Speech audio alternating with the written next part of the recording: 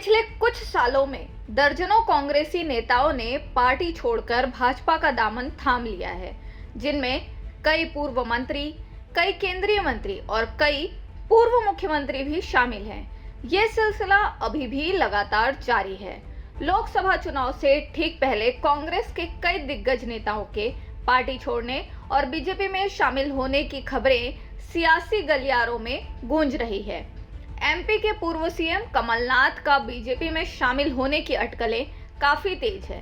इन दिनों ऐसे में अब तक छत्तीसगढ़ के पूर्व सीएम और पीसीसी चीफ के बयान ने प्रदेश में हलचल मचा दी है। उनका कहना है, कांग्रेस नेताओं को भाजपा में शामिल होने के लिए लगातार फोन आ रहे हैं। क्या है इन फोन कॉल्स के मायने? आखिर क्यों बीजेपी कांग्रेस के नेताओं को टारगेट कर रही है? क्या बीजेपी के पास स्वयं के नेता अब बचे नहीं हैं, या कांग्रेस को कोई ट्रैप कर रहा है? आइए देखें खास रिपोर्ट।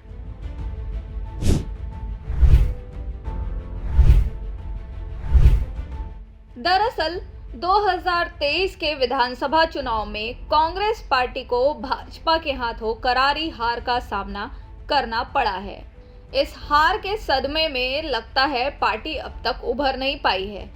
90 विधानसभा सीटों वाले इस प्रदेश में वर्तमान में कांग्रेस के पास 35 विधायक हैं। इनमें से अधिकांश विधायक ऐसे हैं जो पहली बार चुनाव जीत कर आए हैं, यानी नए चेहरे हैं।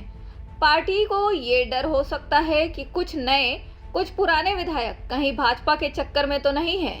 अगर ऐसा है तो पार्टी की, यानी कांग्रेस पार्टी की फजीहत तो नहीं हो रही। इधर पूर्व सीएम भूपेश बघेल और पीसीसी चीफ दीपक बैज का कहना है कि कांग्रेस के विधायकों व पीसीसी के नेताओं से फोन पर संपर्क किया जा रहा है। लोकसभा टिकट और मंत्री पद देने की बात कही जा रही है। पूर्व सीएम भूपेश बघेल का कहना है कि भाजपा 2024 इलेक्शन को लेकर डरी हुई है, सहमी हुई है। बिहार, उत्तर प्रदेश, महाराष्ट्र की घटनाएं यह बता रही हैं, इस ओर संकेत कर रही हैं। भाजपा 2024 में चुनाव हारने वाली है। इसी कारण दूसरी पार्टियों में तोड़फोड़ कर रही है। खुद पर भरोसा इन्हें नहीं रहा है। यह स्पष्ट हुआ है, अगर विधायक टूटे तो लोकसभा चुनाव पर असर होगा। ये भी उस दिन विधानसभा में एक विधायक ने बताया कि उनके पास भी उनसे मुलाकात की, उसे लोकसभा देने की, और उसके बाद उसके सरकार बनी तो फिर मंत्री बनाएंगे। इस प्रकार की बातें लगातार चल रही है, और इसका अर्थ ये है कि भारतीय जनता पार्टी डरी सहमी हुई है 2024 के इलेक्शन को लेकर।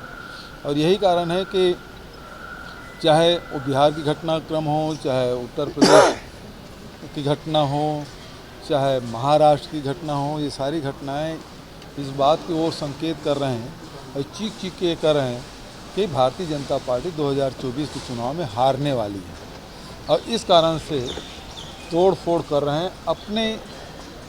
अपने ऊपर भरोसा इनको नहीं रहा, ये स्पष्ट हो रहा है। वहीं कांग्रेस के प्रदेश अध्यक्ष दीपक बैज का कहना है कि कांग्रेस के जिन नेताओं, कार्यकर्ताओं पर केस है, उन पर दबाव बनाकर पार्टी में शामिल करने का प्रयास किया जा रहा है। चाहे केंद्र हो या राज्य, कांग्रेस कार्यकर्ताओं को लालच देकर सरकार में एडजस्ट करने का काम बीजेपी कर रही है। देखिए, भारतीय जनता पार्टी 2-3 तरह से काम कर रही है। नंबर 1, जिसके ऊपर अगर केस है तो उसको दबाव बनाकर पार्टी में शामिल करने का प्रयास कर रही है। और दूसरी चीज, चाहे राज्य की बात हो या केंद्र की बात हो, हमारी कार्यकर्ताओं को लालच देने का काम, पद देने का काम, सरकार में एडजस्ट करने का काम। अगर कहा जाए छत्तीसगढ़ की बात, छत्तीसगढ़ में ऐसे कोई पीसीसी पदाधिकारी नहीं बचाओ जिनके पास फोन नहीं गया है। सभी पीसीसी पदाधिकारी, सभी नेताओं के पास फोन गया, बेशर्मी से फोन गया है। और ये सभी मंत्रियों के ऑफिस से, जहां तक छत्तीसगढ़ के प्रभारी ओम माथुर के ऑफिस से फोन गया है कि आप हमारे भारतीय जनता पार्टी में आ जाइए, हम आपको निगम मंडल में एडजस्ट करेंगे। अगर चाहे आप तो एडवांस में लिखित रूप से ले लीजिए।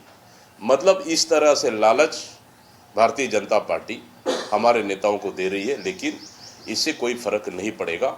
रही बात रणनीति की, रणनीति हमारे पास सभी सीनियर नेताओं के साथ लगातार हम लोग बना रहे हैं। आने वाला समय में हम लोग बेहतर रणनीति और बनाएंगे। वहीं कांग्रेस के नेताओं को संपर्क कर रही है बीजेपी। ऐसे सवालों के जवाब में डिप्टी सीएम अरुण साव ने कहा, कांग्रेस के नेता डरे हुए हैं, बीजेपी को ऐसे काम करने की आवश्यकता नहीं है।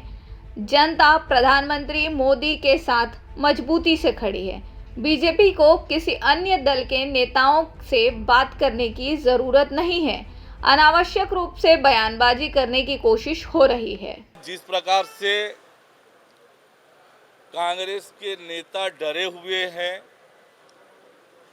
और भारतीय जनता पार्टी को आज इस तरह के कोई काम करने की आवश्यकता नहीं है, जिस प्रकार से आज न केवल देश और प्रदेश की जनता नरेंद्र मोदी जी के साथ मजबूती से खड़ी है, भारतीय जनता पार्टी को किसी अन्य दल के विधायकों से न बात करने की आवश्यकता है, न बात कर रहे हैं। ये अनावश्यक रूप से